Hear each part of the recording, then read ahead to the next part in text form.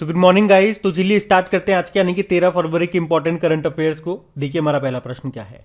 हाल ही में टाटा सन्स के अध्यक्ष कौन बन गए हैं? तो आंसर होगा नटराजन चंद्रशेखरन।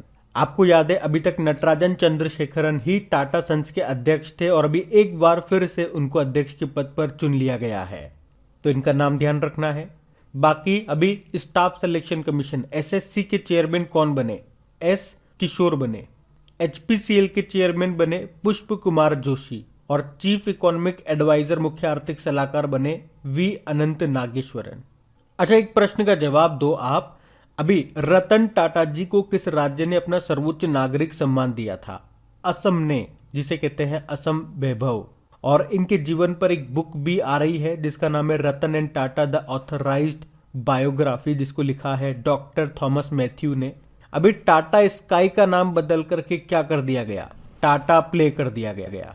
और आपको पता है 2022 और 2023 के जो आईपीएल है उसका टाइटल स्पॉन्सर अब होगा टाटा ग्रुप। किसकी जगह ली है? वीवो की जगह ली है।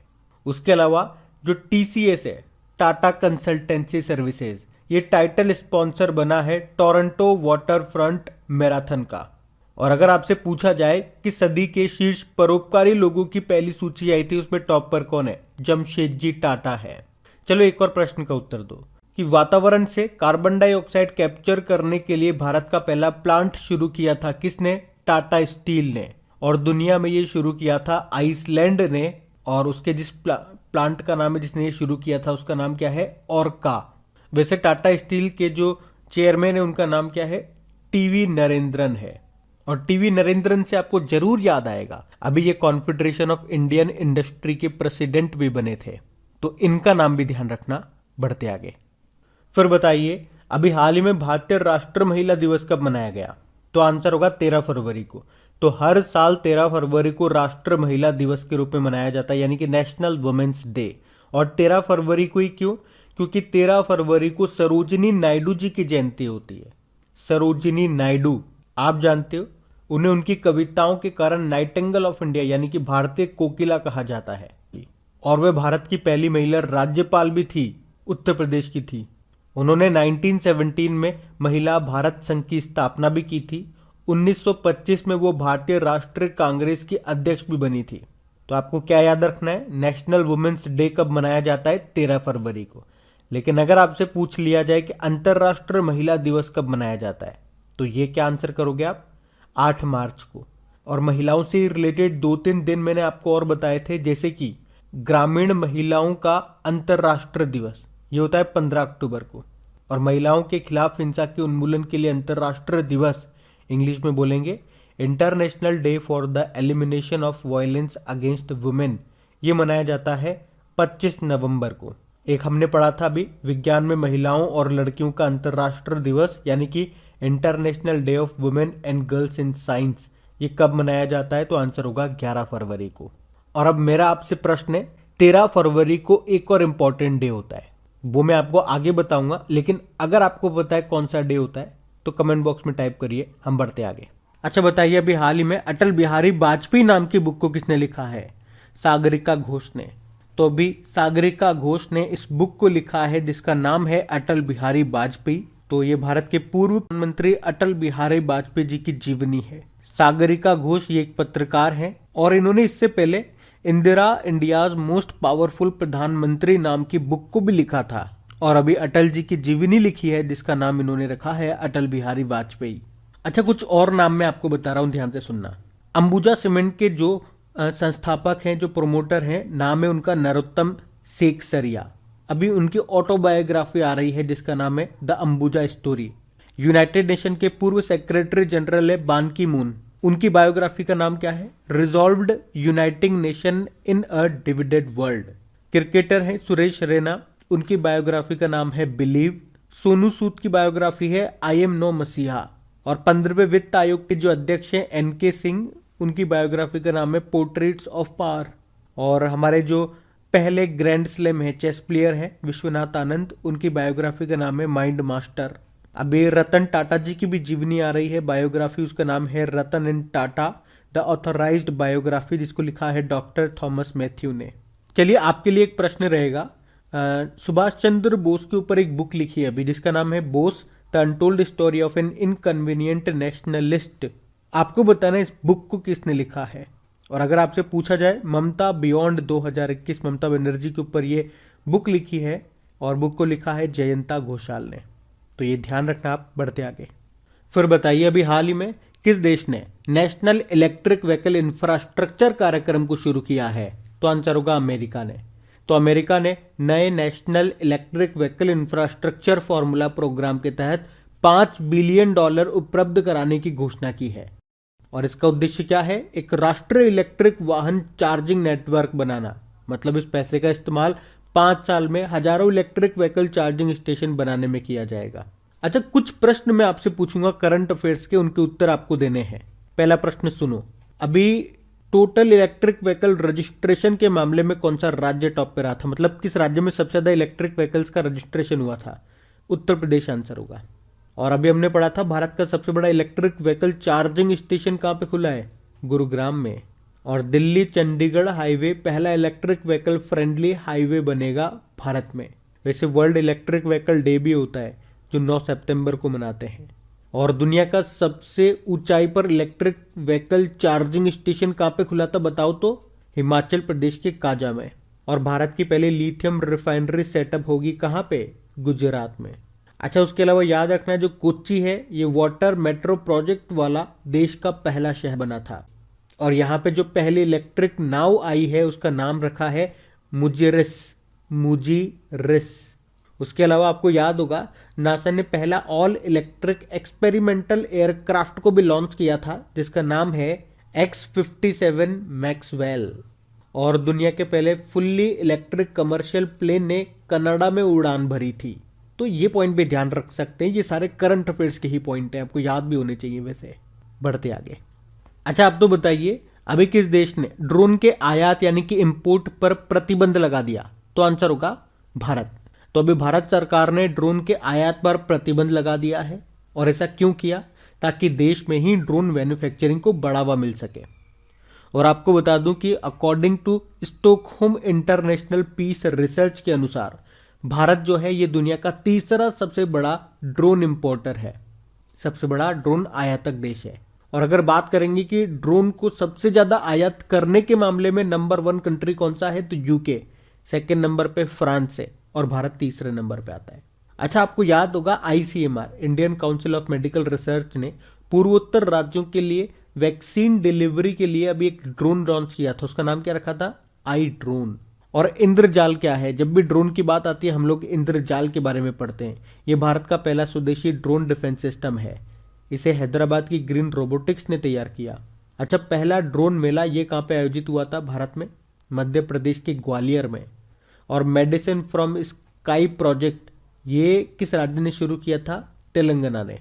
और भारत ईरान से कौन से ड्रोन खरीद रहा है? हेरॉन ड्रोन खरीद रहा है। तो ये भी आपको ध्यान रखना है। बढ़ते आगे। फिर आपको बताना है अभी हाल ही में नाबार्ड ने प्राकृतिक खेती को बढ़ावा देने के लिए कौन सा कार्यक्रम शुरू किया? तो आंसर होगा जीवा कार्यक्रम। अच्छा, पहले तो नाबार्ड की फुल फॉर्म ध्यान रखना, national bank for agriculture and rural development. और अभी नाबार्ड ने 11 राज्यों में प्राकृतिक खेती को बढ़ावा देने के लिए ये जीवा प्रोग्राम को शुरू किया है। क्या उद्देश्य है? बताया मैंने आपको, किसानों को प्राकृतिक खेती के लिए प्रोत्साहित करना, क्योंकि इन क्षेत्रों में व्यावसायिक खेती काम नहीं कर सकती। देखो, नाबार्ड की फुल फॉर्म हम लोगों ने देखी, national bank for agriculture and rural development. स्थापना होती है 12 जुलाई 1982 में और इसका हेडक्वार्टर मुंबई में है। अध्यक्ष कौन है? गोविंद राजुलू चिंटला। बढ़ते आगे। अच्छा, बताइए हाल ही में हुए एक शोध के अनुसार, एक रिसर्च के अनुसार भारत का कौन सा राष्ट्रीय उद्यान जितना कार्बन अवशोषित कर रहा है उससे ज्यादा कार्बन छोड़ रहा है? तो आंसर होगा काजीरंगा नेशनल पार्क। तो अभी हाल ही में हुई एक रिसर्च के अनुसार ये बताया कि असम का जो काजीरंगा नेशनल पार्क है वो जितना कार्बन अवशोषित यानी कि कैप्चर कर रहा है उससे ज्यादा कार्बन तो वो छोड़ रहा है। और ये क्यों हो रहा है? तो कम वर्षा होने के कारण। रिसर्च में बताया जैसे पृथ्वी गर्म होगी काजीरंगा नेशनल पार्क के कार्बन अवशोषित करने की क्षमता और भी कम हो जाएगी। और वैसे आपको पता ही होगा जो पेड़ों की प्रकाश संश्लेषण प्रक्रिया फोटोसिंथेसिस प्रोसेस होती है, उसके जरिए जो पेड़ होते हैं वो कार्बन डाइऑक्साइड को अवशोषित करते हैं। और आमतौर पर क्या होता है, जंगल जितना कार्बन छोड़ते हैं उससे ज़्यादा कार्बन अवशोषित करते हैं, जो उन्हें कार्बन सिंक बनाता है। लेकिन यहाँ पे उल्टा हो रहा है। किसमें? काजीरंगा नेशनल पार्क में, जो आपको मिलेगा असम में। एक सिंग वाले गेंडों के लिए ये फेमस है। और अभी आपने पढ़ा होगा कि सैटेलाइट फोन से लेस होने वाला भारत का पहला नेशनल पार्क कौन सा बना था, तो काजीरंगा नेशनल पार्क। कहाँ पर है ये? असम में। और असम में अभी 2 नए नेशनल पार्क कौन बन गए? एक तो छठा बना था रायमोना नेशनल पार्क, जो कि गोल्डन लंगूर के लिए फेमस है। और यहाँ पे 7वां नेशनल पार्क या भारत का सबसे नवीनतम नेशनल पार्क बना था देहिंग पटकई नेशनल पार्क।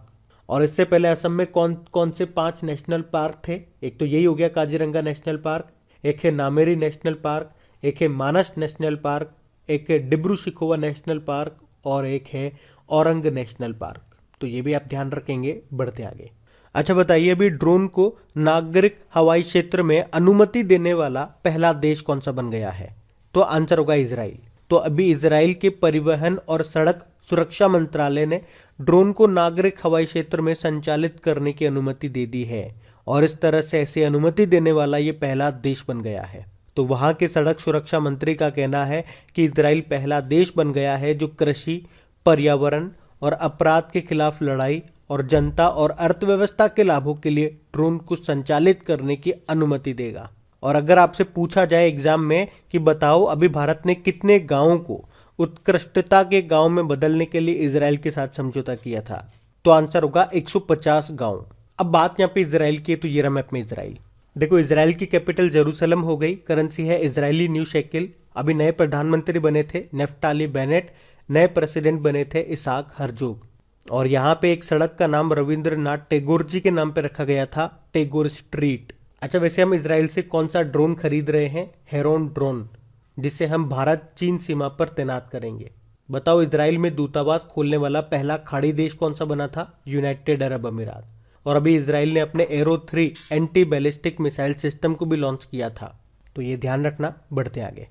अच्छा, हमने आपसे पूछा था स्टार्टिंग में कि 13 फरवरी को और कौन सा डे मनाया जाता है, तो यही है विश्व रेडियो दिवस। तो हर साल रेडियो को एक शक्तिशाली माध्यम के रूप में मान्यता देने के लिए ये डे मनाया जाता है 13 फरवरी को, वर्ल्ड रेडियो डे।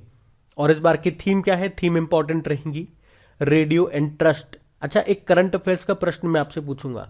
बताओ, ऑल इंडिया रेडियो के अभी डायरेक्टर जनरल कौन बन गए हैं? बढ़ते आगे। अच्छा, ये प्रश्न बुक का है। क्या है कि India Africa relations changing horizon नाम की बुक को किसने लिखा? राजीव भाटिया ने। राजीव भाटिया, इनकी ये तीसरी पुस्तक है जिसका नाम है India Africa relations changing horizon. तो इस बुक में भारत अफ्रीका साझेदारी के सभी महत्वपूर्ण आयामों के बारे में बताया गया है।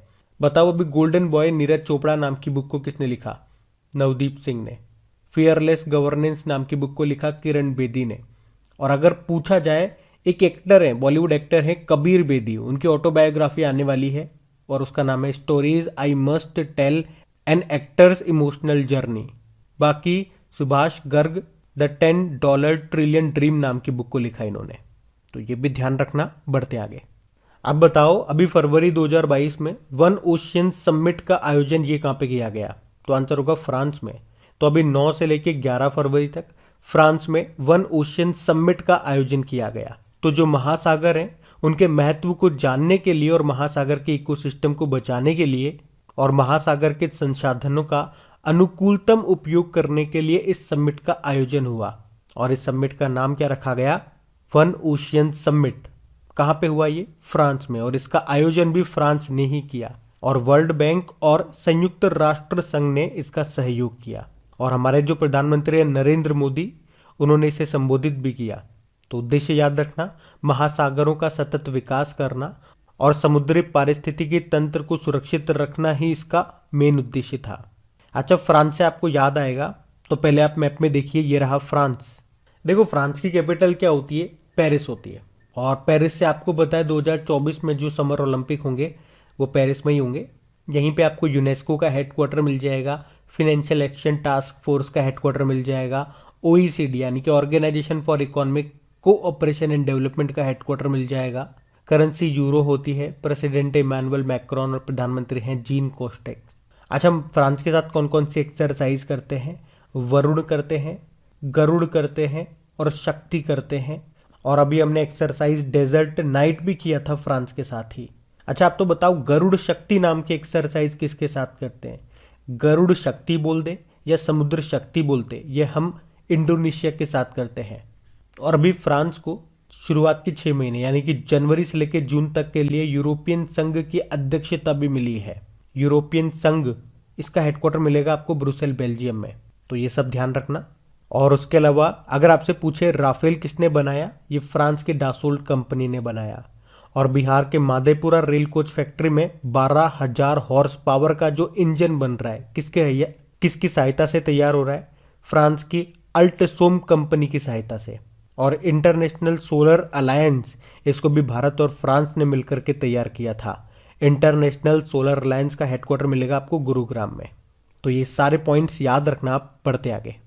चलिए बताइए, राष्ट्र उत्पादकता दिवस कब मनाया गया? तो 12 फरवरी को। तो भारत में हर साल 12 फरवरी को नेशनल प्रोडक्टिविटी डे के रूप में मनाया जाता है।